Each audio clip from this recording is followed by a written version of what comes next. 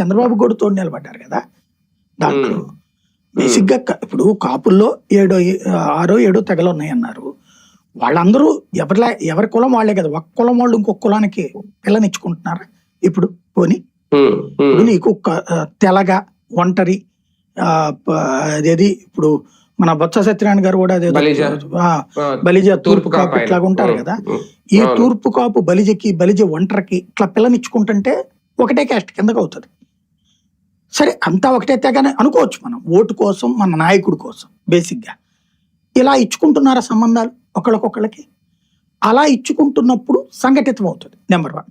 రెండోది వచ్చేటప్పటికి ఇక్కడ కులం చూసి ఓటెయ్యాలా, వ్యక్తిని చూసి ఓటెయ్యాలా? మరి చిరంజీవికి కులం అంతా కలిసి ఓటేసింది, మరి మిగతా కులాలు ఓటేయలేదు. అప్పుడు ఆటోమేటిక్ పవన్ కళ్యాణ్కి అందరు కులము కలిపి పోనీ అన్ని కులాలు కలిపిన వాళ్ళ దాంట్లోనూ అన్ని కులాలు కలిపి ఓటేస్తే అప్పుడు 6% ఓట్లు రావు కదా బేసిక్గా.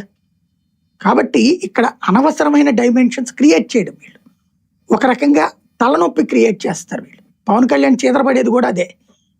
జనం అనుకోవాలి పవన్ కళ్యాణ్ సీఎం కావాలా, జగన్ సీఎం కావాలా, బాబు సీఎం కావాలా, లోకేష్ సీఎం కావాలా అనేది జనం అనుకునేందుకు ఆ నాయకుడి ప్రవర్తన తీరు. పవన్ కళ్యాణ్ ఒద్దికగా ప్రవర్తిస్తున్నాడు, బ్యాలెన్స్డ్గా వెళ్తున్నాడు.